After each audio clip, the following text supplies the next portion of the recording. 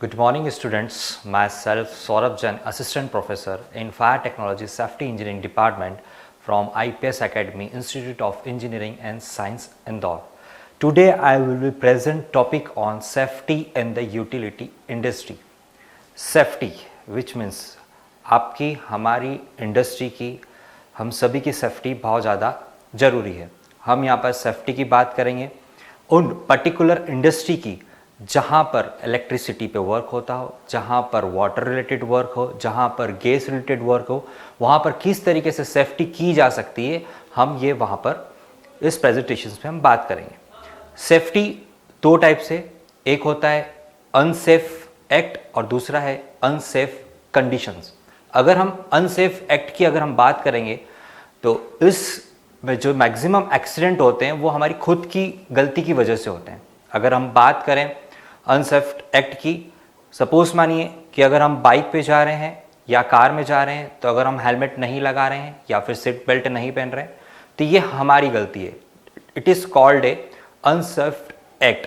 फिर हम बात करेंगे अनसेफ कंडीशंस, जहाँ पर बहुत ज़्यादा ऐसी कंडीशंस में वर्क कर रहे हैं कि जहाँ पर बहुत ज़्यादा हज़ार्डियस है और वहाँ पर हमको एक्सीडेंट होने के चांसेस मैक्सिमम रहते हैं। अगर हम फॉर एग्जांपल अगर हम बात करें किसी इंडस्ट्री में 85 dB से ज़्यादा अगर साउंड है तो ये हमारे ईयर के लिए हैजार्डियस होगा। सेफ्टी, अब हम इससे दो पार्ट में बात करेंगे, एक सेफ्टी और एक utility industry. Safety is of paramount importance in the utility industry which encompasses the protections, distributions and maintenance of essential services like electricity, natural gas, water and telecommunications। मैं पहले ही आपको बता चुका हूँ कि हम उस इंडस्ट्री के बारे में बात करेंगे जहाँ पर इलेक्ट्रिसिटी से रिलेटेड वर्क होता हो, नेचुरल गैस से रिलेटेड वर्क होता हो, water related and telecommunications based कंपनियों इंडस्ट्री में जहाँ पर सेफ्टी से रिलेटेड हमें किन बातों का ध्यान रखना है, हम उस चीज़ पे हम यहाँ पर आज डिस्कस करेंगे।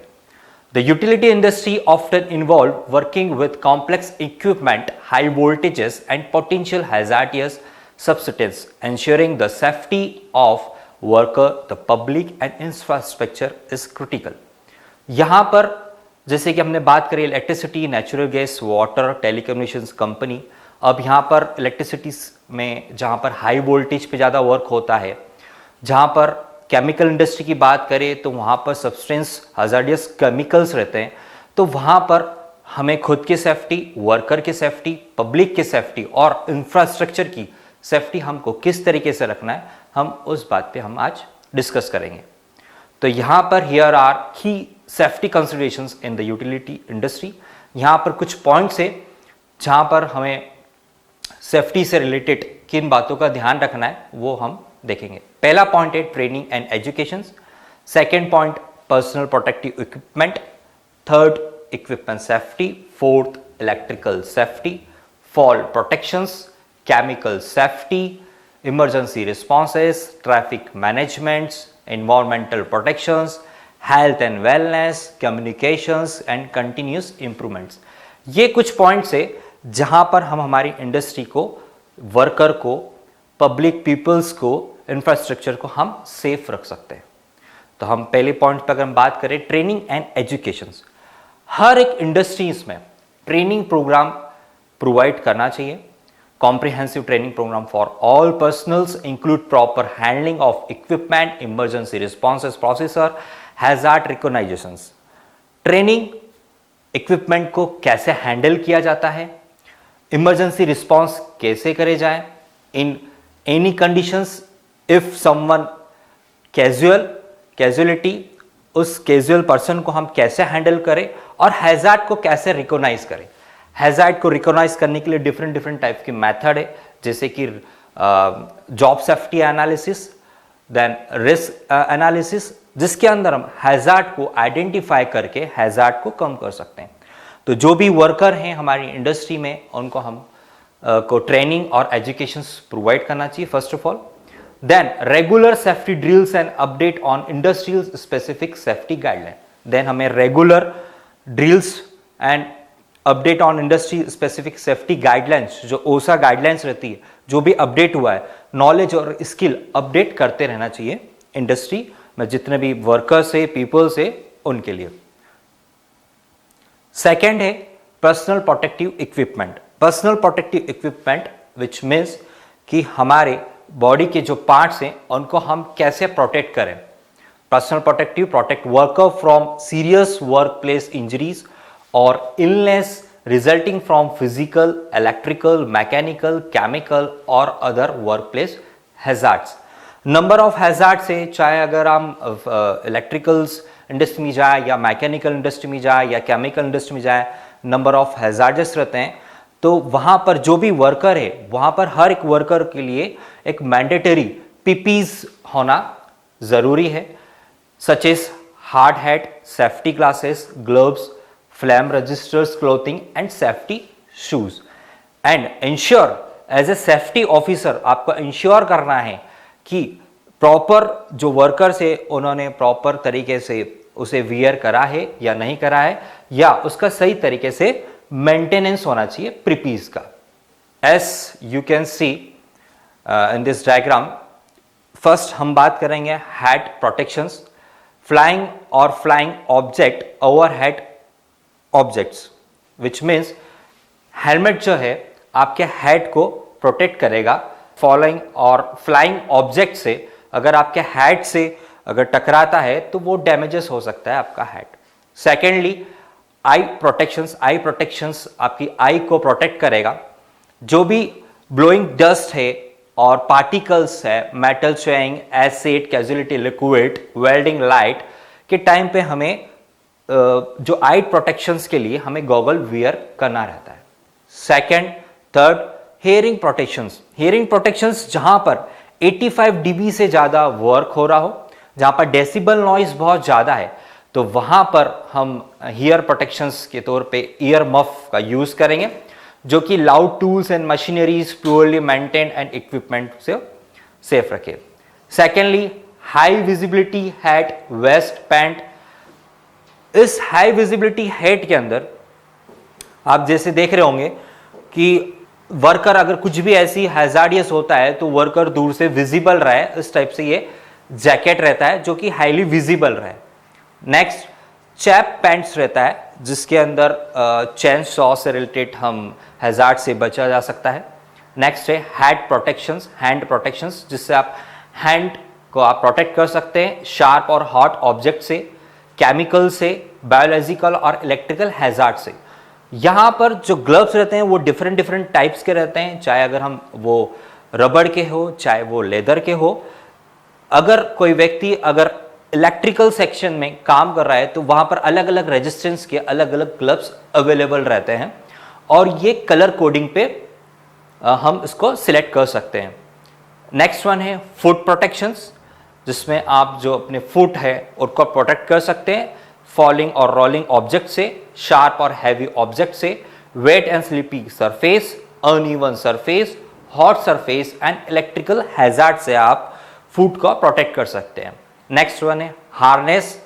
Harness working more than 6 feet और more above a lower level. जहां पर आप हाइट पे वर्क कर रहे हैं, 6 फीट हाइट से ज्यादा वर्क कर रहे हैं, तो आपको इस तरीके से हार्नेस बेल्ट आता है, आप इसका यूज कर सकते हैं और अपनी बॉडी को सेव कर सकते हैं। तो जो पीपीज है बहुत इंपॉर्टेंट से हर एक वर्कर के लिए, जिससे हम हैजार्ड से बचा जा सकता है।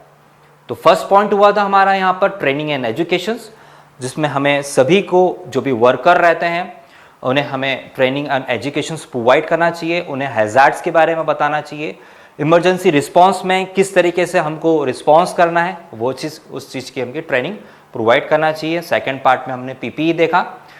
देन हम थर्ड पे जाएंगे इक्विपमेंट सेफ्टी। अब हमारे पास बहुत सारे इंडस्ट्री में इलेक्ट्रिकल इक्विपमेंट रहते हैं, केमिकल इक्विपमेंट रहते हैं, तो equipment safety is a critical aspect of workplace safety across various industry. It involves the proper use, maintenance and handling of tools, machinery and other equipments to minimize the risk of accidents, injuries and damages. Regular inspections and maintenance of machinery and equipment to prevent malfunctions and accident. Generally जो हमारे equipment है उनका regular checkup होना चाहिए, maintenance होना चाहिए ताकि किसी हैजार्ड से बचा जा सके। Next one, lockout tag out procedure to control hazardous energy during maintenance and repair. जब भी कोई मशीनरी पार्ट में हम मेंटेनेंस या रिपेयरिंग का वर्क करते हैं तो हमें वहां पर लॉग आउट और टेक आउट करना रहता है, जिसको हम लोटा भी बोलते हैं। लॉग आउट और take out. Log out means कि जहां पर मेंटेनेंस रिपेयर चल रहा है हमको वहां सबसे पहले लॉक करना रहेगा, देन फिर वहां पर टेक लगाना होगा ताकि किसी को इंजरी या हैजार्ड ना हो सके। नेक्स्ट हम बात करेंगे इलेक्ट्रिकल सेफ्टी की। सबसे इंपॉर्टेंट है ये। मैक्सिमम इंडस्ट्री में जो हादसे होते हैं वो इलेक्ट्रिकल हैजार्ड्स की वजह से होते हैं, जहां पर इलेक्ट्रिकल शॉक्स लगते हैं। तो electrical safety is crucial to prevent accident, injuries and fatality associated with the use of electricity, whether at home, in the workplace or in industrial setting. To electrical safety practices is essentials. Number of chances रहते हैं जहां पर electrical accident होते हैं और उसको कम किया जा सकता है। वो कैसे कम किया जा सकता है? ओवरलोडिंग से बचना चाहिए। एज ए सेफ्टी ऑफिसर अगर आप किसी इंडस्ट्री में इंस्पेक्शंस के लिए जाते हैं और वहां पर आपको किन बातों का ध्यान रखना है कि ओवरलोड ना हो कहीं पे भी, maintenance A safe distance from overhead power lines, proper grounding होना चाहिए, इंसुलेटेड इक्विपमेंट होना चाहिए, कोई सा भी लीकेज करंट प्रोवाइड ना हो, proper grounding which means different type of chemical dry type grounding होती है, प्रॉपर वहां पर ग्राउंडिंग होना चाहिए। जो भी वायर है वो प्रॉपर इंसुलेटेड होना चाहिए और use of appropriate tools and equipment design for electrical work. और प्रॉपर टूल्स और इक्विपमेंट होना चाहिए। अगर हम किसी भी इलेक्ट्रिक पे वर्क कर रहे हैं तो जो टूल्स है उस टूल्स में इंसुलेटेड होना जरूरी है। अगर इंसुलेटेड नहीं होगा तो इलेक्ट्रिक शॉक लग सकता है। तो ओवरलोडेड नहीं होना चाहिए पहली चीज, ठीक है। ओवरलोडेड विच मीन्स कि अगर हम बात करें कि अगर एक सॉकेट है और वहां पर नंबर ऑफ पिंस बहुत ज्यादा लगी हुई है तो वो ओवरलोडेड होके हीट जनरेट होगा और हीट जनरेट होके क्या होगा, इंसुलेटेड मेल्ट होना स्टार्ट होगा और जिससे क्या हो सकता है, शॉक लग सकता है, ठीक है। Then maintain a safe distance from overhead power lines. तो हमें ये इलेक्ट्रिकल सेफ्टी में हमें ध्यान रखना होगा इन बातों का। नेक्स्ट हम बात करेंगे फॉल प्रोटेक्शंस।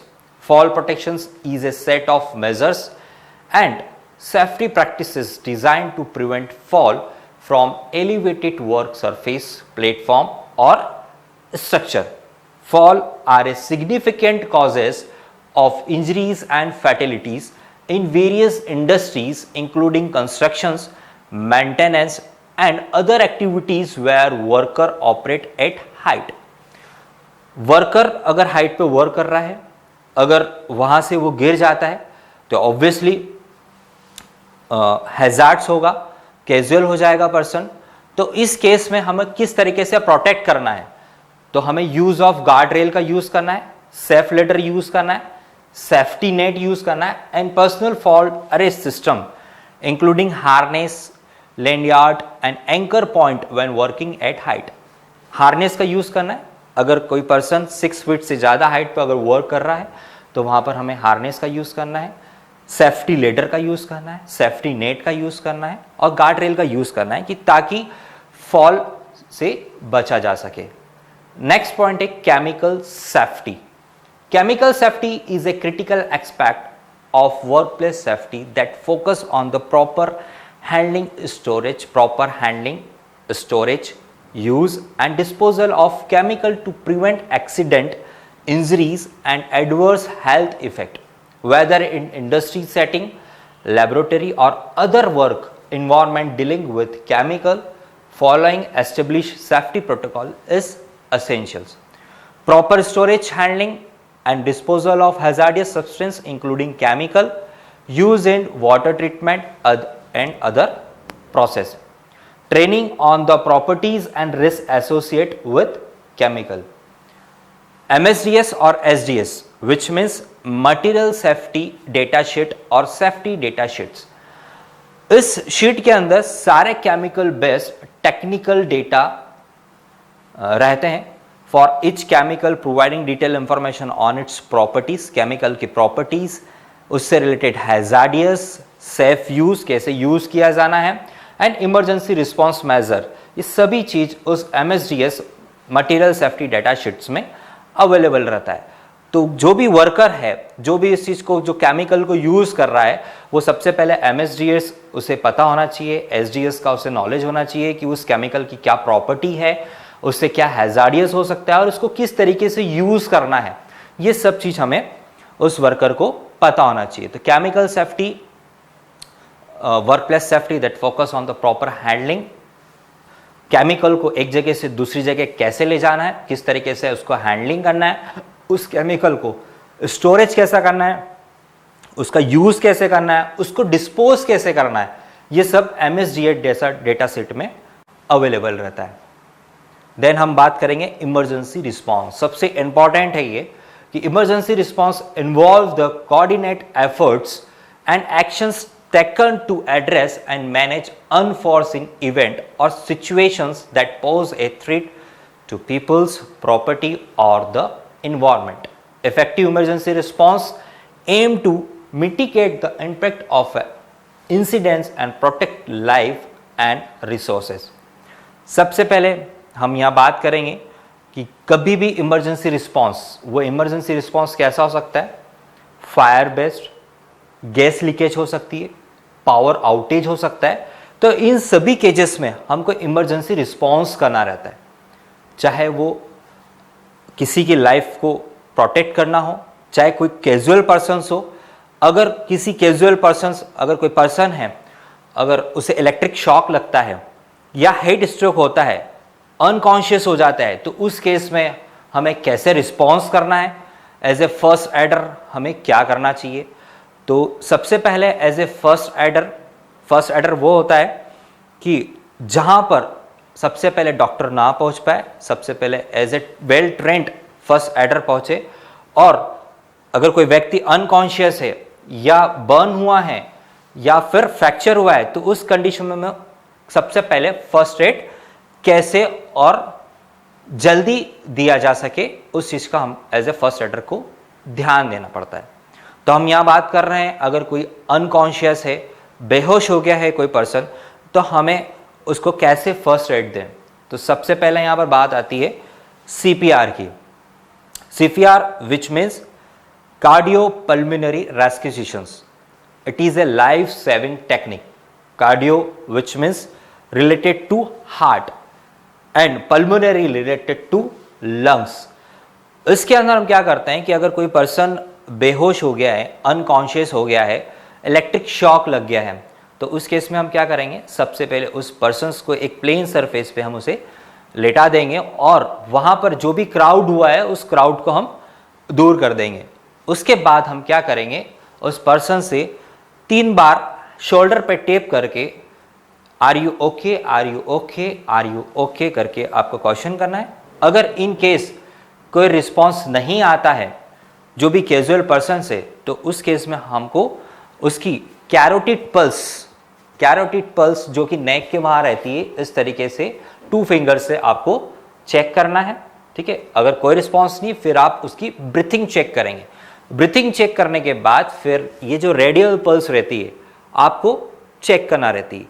इन केस तीनों अब्सेंस है, तो आप उस केस में क्या करेंगे, आप जो भी कैजुअल पर्सन है उसके यहाँ ओपनली जो बटन है उसको थोड़ा सा ओपन करेंगे और उसका एयरवे जो नेक है, यहाँ से एयरवे नेक को ओपन करेंगे और चेस्ट कंप्रेशन CPR देना आप स्टार्ट करेंगे। CPR देने से पहले आप जो भी एम्बुलेंस है, आप उसे कॉल करेंगे और कॉल करके आप उसे बुलाएंगे, और जब तक एम्बुलेंस आप तक पहुंचती है आपको CPR देना, कंटिन्यू देना स्टार्ट रखना होगा। तो आप CPR कैसे देंगे, CPR सबसे पहले आप चेस्ट पे, आप जो स्टर्नम रहता है, स्टर्नम की जस्ट नीचे, स्टर्नम की नीचे वाली बोन पे आपको 30 टाइम्स आपको चेस्ट कंप्रेस करना है। इस तरीके से आपको क्रिस क्रॉस पोजीशंस रहती है और आपको इस तरीके से 30 टाइम चेस्ट कंप्रेस करना है। आपका हैंड जो है वो बिल्कुल स्ट्रेट होना चाहिए, ठीक है ना, और प्लेन सरफेस पे नीचे आपको CPR देना होगा, तो चेस्ट कंप्रेशंस देना होगा। 30 चेस्ट कंप्रेशंस के बाद आप माउथ टू माउथ ब्रीथिंग देंगे। माउथ टू माउथ अगर आप ब्रीथिंग देते हैं, अगर आप अनकंफर्टेबल हैं, अगर सामने कैजुअल पर्सन्स को कुछ बीमारी है तो आप उसको निगलेक्ट कर सकते हैं माउथ टू माउथ ब्रीथिंग में। अगर आपके पास प्रॉपर इंस्ट्रूमेंट है, माउथ पीस है आपके पास, तो आप उससे माउथ टू माउथ दे सकते हैं। 30 चेस्ट कंप्रेशंस जो कि 2 इंचेस तक आपको प्रेशर्स करना रहता है, 5 सेंटीमीटर तक आपको प्रेस करना रहता है, और उसके बाद माउथ टू माउथ ब्रीथिंग आप देंगे।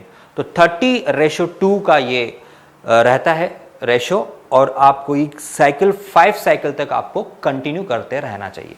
अगर इन बिटवीन अगर जो अनकैजुअल जो बेहोश है पर्सन, अगर उसे होश आ जाता है तो आप सीपीआर को वहीं स्टॉप कर देंगे। तो जो सीपीआर है वो हमें किन कंडीशंस में देना चाहिए कि जो अनकॉन्शियस हो गया है, बेहोश हो गया है, इलेक्ट्रिक शॉक लग गया है, या फिर हीट स्ट्रोक के कारण बेहोश हो गया है, तो इस केस में हमें सीपीआर देना चाहिए। फिर हम बात करेंगे कि अगर इंडस्ट्री में किसी को केमिकल बर्न हो गया हो या किसी को नॉर्मली बर्न हो गया हो, तो उस केस में हमें फर्स्ट एड कैसे देना है। तो अगर किसी को केमिकल बर्न हुआ है, आंखों में गया है जो भी केमिकल, तो सबसे पहले वहाँ पर वाटर सप्लायर रहता है, आपको फेस पे पानी से क्लियर करना होगा। देन उसके बाद किसी को अगर इलेक्ट्रिक बर्न हो जाता है, तो इलेक्ट्रिक बर्न बेसिकली जो हमारी स्किन रहती है वो 3 लेयर से बनी रहती है। सबसे पहले रहती है आपकी epidermis, dermis, and third one is hypodermis. तो जो एपिडर्मिस लेयर रहती है, जो डर्मिस लेयर रहती है, सॉरी एपिडर्मिस जो लेयर रहती है, टॉप लेयर, ये रहता है first degree burn. First degree burn में क्या होता है कि जो सन बर्न जिसको हम बोलते हैं, सन बर्न, जिसके अंदर अगर सन बर्न अगर हो जाता है तो हमारी स्किन थोड़ी सी रेड टाइप की हो जाती है, तो हम उसको बोलते हैं फर्स्ट डिग्री बर्न। सेकेंड जो बर्न है वो एपिडर्मिस बर्न है। एपिडर्मिस बर्न के अंदर अगर डर्मिस और एपिडर्मिस लेयर दोनों बर्न हो जाती है और इसके अंदर ब्लिस्टर आना स्टार्ट हो जाते हैं और स्किन थोड़ी सी रेड हो जाती है, ठीक है, बर्न हो जाती है और स्किन आना थोड़ा सा रेड हो जाता है, तो वो हमारा होगा सेकेंड डिग्री बर्न। देन अगर हम बात करें थर्ड डिग्री बर्न्स के अंदर, तो एपिडर्मिस, डर्मिस, मसल्स, बोन्स, ये सब बर्न्स हो जाता है, तो वो हमारा कहलाता है थर्ड डिग्री बर्न। ये बहुत ज़्यादा सीवियर केस रहता है, तो हमें हॉस्पिटल में जो सेकेंड डिग्री और जो थर्ड डिग्री बर्न है, जो कैजुअल पर्सन है उसको हमें हॉस्पिटल भेज देना चाहिए। और जो फर्स्ट डिग्री बर्न है उसके अंदर नॉर्मली हम जो टैप वाटर रहता है, टैप वाटर से हम उसे सबसे पहले धो लेना चाहिए, और उसके ऊपर जो कॉटन, जो ड्राई कॉटन है, ठीक है, उससे उस जो भी जहाँ पर जिस एरिया में बर्न हुआ है उसे ढक देना चाहिए।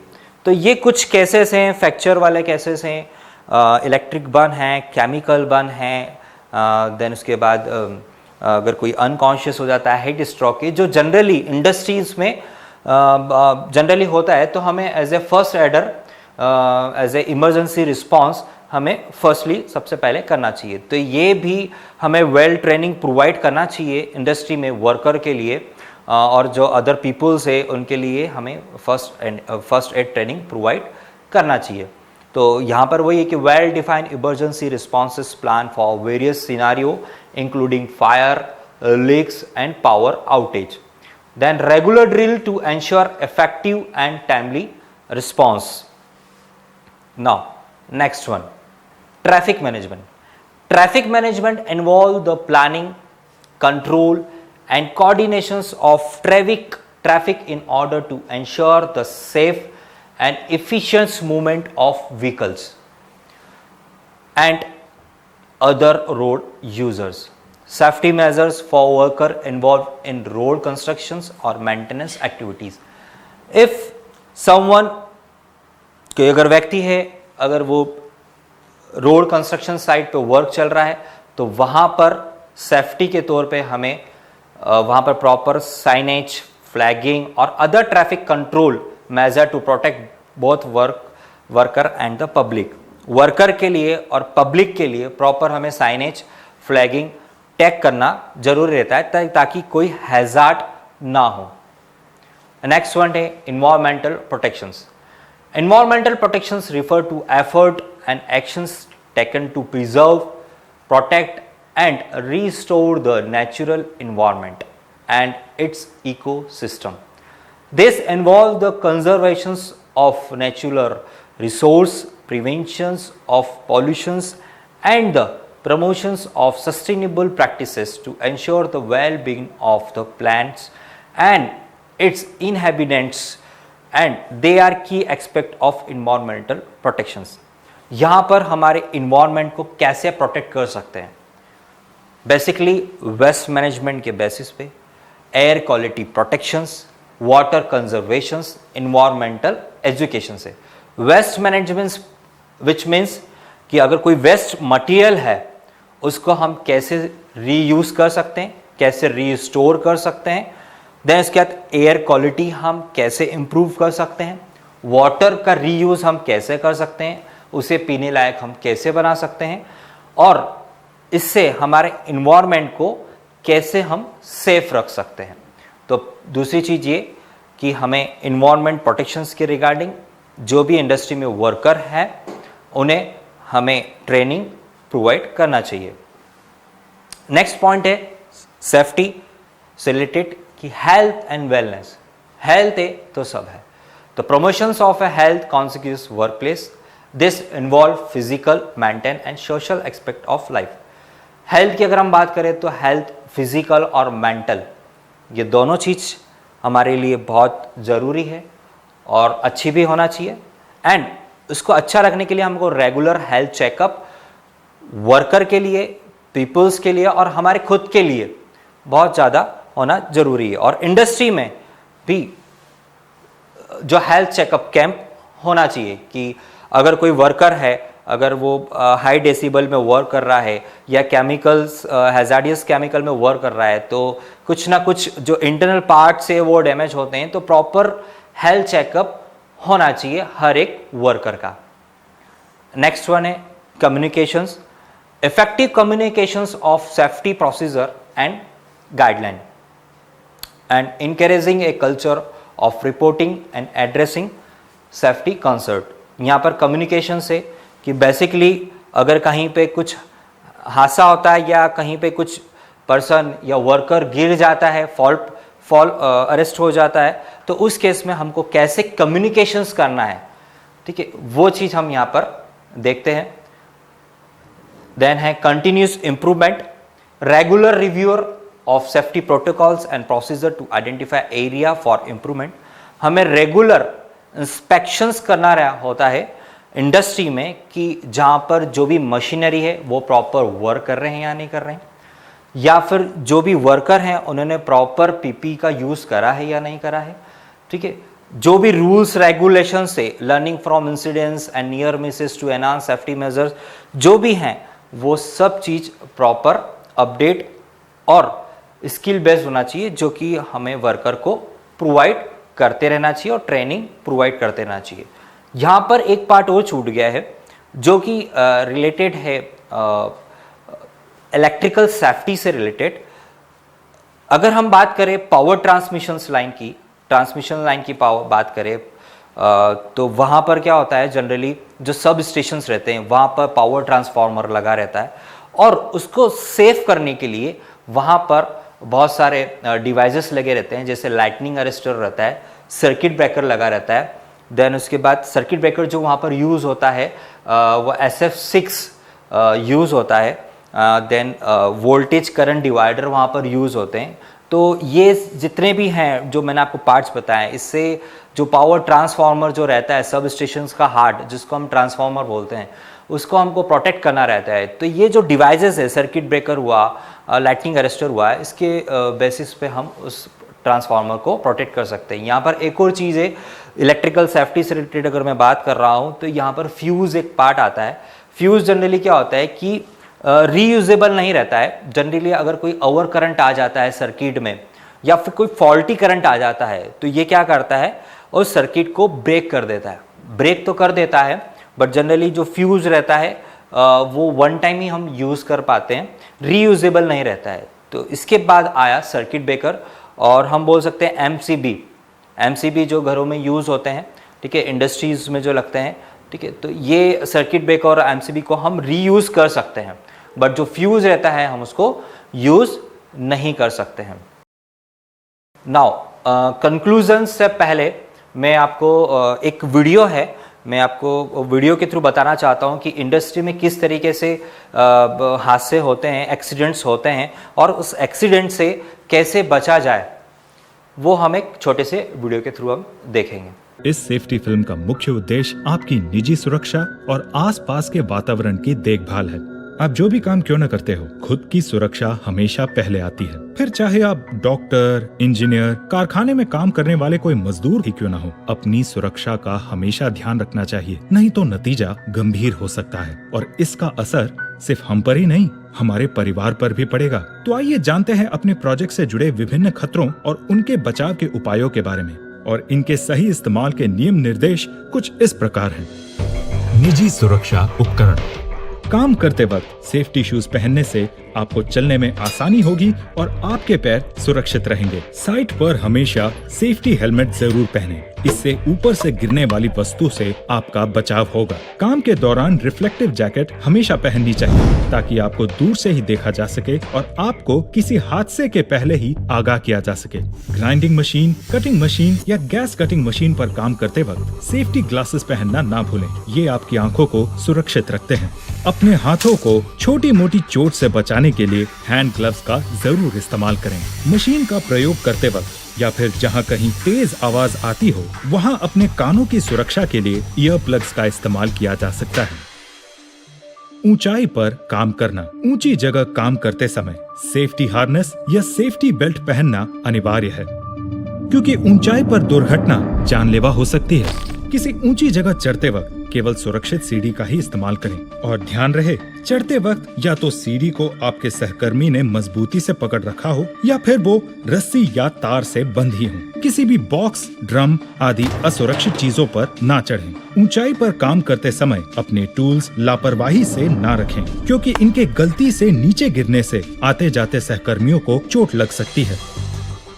वेल्डिंग सुरक्षा। वेल्डिंग करते समय वेल्डिंग हेलमेट और दस्तानों को जरूर पहनें। आने जाने के रास्ते पर वेल्डिंग का काम न करें और रास्ते को हमेशा साफ और सुरक्षित रखें। ध्यान रहे, अगर आप ऊंचाई पर वेल्डिंग कर रहे हों तो नीचे सीमा क्षेत्र निर्धारित करें और उचित साइन बोर्ड का इस्तेमाल करें। वेल्डिंग मशीन के होल्डर्स, लीड्स, क्लैंप्स और ग्राउंडिंग को इस्तेमाल से पहले जांच लें। सभी वेल्डिंग मशीनों के कनेक्शन में ELCB का इस्तेमाल जरूरी है, इससे आपको पूर्ण सुरक्षा मिलती है। वेल्डिंग करते समय आसपास के इक्विपमेंट की सुरक्षा के लिए उसे ठीक से ढक कर रखें। ज्वलनशील वस्तुएं जिनमें आग पकड़ने का खतरा हो, जैसे पेट्रोल, डीजल, गैस सिलेंडर इत्यादि के नजदीक वेल्डिंग कभी न करें। गैस कटिंग सुरक्षा। गैस कटिंग करते समय बहुत सावधानी से सभी बताई गई बातें और लगाए गए सेफ्टी साइंस का पालन करें। कभी भी गैस कटिंग गीली और बंद जगहों पर ना करें। हमेशा खुली और हवादार जगह का ही चयन करें ताकि आपको सांस लेने में भी आसानी रहे और आसपास के इक्विपमेंट को भी नुकसान न पहुंचे। गैस सिलेंडर को कभी भी जमीन पर रोल न करें। इस्तेमाल के समय सिलेंडर को निर्धारित ट्रॉली में सीधा खड़ा रखें और कार्य के बाद गैस नोजल बंद करना ना भूलें। अपनी कटिंग टॉर्च, गैस रेगुलेटर्स और गैस पाइप की अच्छी तरह से जांच कर लें और सुनिश्चित कर लें कि ये कहीं से कटी फटी या लूज ना हो। सही पहचान के लिए होजेस और एक्सेसरीज को निर्धारित रंग दिए गए हैं। ऑक्सीजन के लिए नीला और एसिटिलीन को लाल रंग दिया गया है। ध्यान रहे, कार्य शुरू करने से पहले ऑक्सीजन और एसिटिलीन प्रेशर एडजस्टिंग नॉब 0 पे हो। पहले एसिटिलीन टॉर्च वाल्व खोलें और उचित स्पार्क लाइटर से ही जलाएं। माचिस या सिगरेट का इस्तेमाल कभी न करें। इसे काला धुआं छटने तक एडजस्ट करें और उसके बाद ही ऑक्सीजन वाल्व खोलें और उचित लॉ पर सेट करके ही इस्तेमाल करें। ध्यान रहे, कहीं से भी कोई गैस का रिसाव न हो रहा हो। कार्य खत्म होने से पहले एसिटिलीन वाल्व बंद करें और उसके बाद ऑक्सीजन वाल्व बंद करें। इससे बैकफायर की संभावना से आपका बचाव होगा। गैस वाल्व बंद करने के बाद टॉर्च वाल्व को भी अच्छी तरह से बंद कर लें। गैस कटिंग करते समय भी पानी या रेत से भरी बाल्टी पास रखना अनिवार्य है। भारी भार उठाने की सुरक्षा। EOT क्रेन या मोबाइल क्रेन या फिर इस प्रकार के किसी भी उपकरण से भारी सामान उठाते हुए कृपया इन बातों का ध्यान रखें और उनका पालन करें। भार के आकार, वजन और गुरुत्वाकर्षण केंद्र को ध्यान में रखते हुए उचित क्षमता के स्लिंग का इस्तेमाल करें और ये भी सुनिश्चित करें कि स्लिंग का इस्तेमाल सही एंगल से किया जाए। भार उठाते वक्त ध्यान रहे कि भार संतुलित तरीके से उठ रहा हो और उसके फिसल कर गिरने की कोई गुंजाइश न हो। जहाँ काम हो रहा हो वहाँ हमेशा नजर रखें। क्रेन के रास्ते में कोई रुकावट न हो और भार के नीचे कभी न चलें। ऑपरेटर को केवल एक ही आदमी निर्देश दें, बाकी लोग अपने निर्धारित स्थान से ही निगरानी रखें। जरूरत पड़ने पर तुरंत उसकी सूचना निर्देश देने वाले व्यक्ति को दें। अग्नि सुरक्षा, वेल्डिंग, गैस कटिंग इत्यादि की वजह से आग लगने की स्थिति में पानी या रेत डालकर उसे बुझाएं। फायर एक्सटिंग्विशर और अलार्म को कवर न करें और ऐसी जगह रखें जहां जरूरत पड़ने पर आसानी से दिखाई दे सके। आग लगने की स्थिति में किसी भी ज्वलनशील पदार्थ जैसे तेल, लकड़ी, कागज, कपड़े या प्लास्टिक घटना स्थल से तुरंत हटा दें। यदि कोई दुर्घटना हो या आपको संपत्ति के नुकसान की जानकारी मिले तो आप तुरंत अपने सुरक्षा अधिकारी को इसकी सूचना दें। विद्युत सुरक्षा, अच्छी गुणवत्ता वाले मेटल टॉप सॉकेट और प्लग्स का ही प्रयोग करें और कभी भी सॉकेट में खुले हुए नंगे तार न डालें। केबल मैनेजमेंट, दुर्घटना से बचने के लिए जमीन पर केबल न छोड़ें और उनको समेटकर सुरक्षित जगह पर ही रखें। ओपन ट्रेंच, हमेशा काम खत्म होने पर ट्रेंच को उचित तरह से बंद करें। फॉल प्रोटेक्शन, ऐसी जगह जहां गिरने की संभावना हो उस जगह फर्श के खुले हिस्से की उचित तरीके से फेंसिंग करें। सुरक्षित प्रवेश, ऊपर नीचे चढ़ने उतरने के लिए बनाए गए सुरक्षित रास्तों का ही प्रयोग करें। गृह व्यवस्था, काम खत्म होने के बाद ध्यान दें कि आपने सारा सामान ठीक से उसकी निर्धारित जगह पर सुरक्षित रख दिया है और हाँ, स्वच्छता पर विशेष ध्यान दें। कार्य क्षेत्र पर गंदगी न फैलाएं। शिष्टाचार, कार्य क्षेत्र पर सिगरेट, बीड़ी, पान, तंबाकू, गुटखा, खैनी का सेवन न करें और यहाँ वहाँ न थूकें। शराब या नशीले पदार्थों का सेवन करके कभी कार्य पर न आएं। इससे आपको खुद को ही नहीं दूसरों को भी हानि पहुँच सकती है। साइट पर काम करते समय या मशीन चलाते वक्त मोबाइल फोन का उपयोग न करें क्योंकि सावधानी हटी दुर्घटना घटी। जैसे कि आपने कभी शॉर्ट वीडियो देखा है जिसके अंदर हम electrical safety, chemical safety, fall protections, बहुत सारी सेफ्टी से रिलेटेड, गैस वेल्डिंग से रिलेटेड हमने बहुत सारी चीज़ें यहाँ पर वीडियो में देखा कि क्या वर्कर गलती करता है और उस गलती से क्या हैज़ार्ड हो सकते हैं। तो वो गलती ना दोहराना चाहिए इंडस्ट्री में जब भी वर्कर काम करे और प्रॉपर पीपीई का यूज़ करना चाहिए। तो regular training, vigilance and commitment to safety cultures and contribute to a safer working environment for everyone involved. Thank you.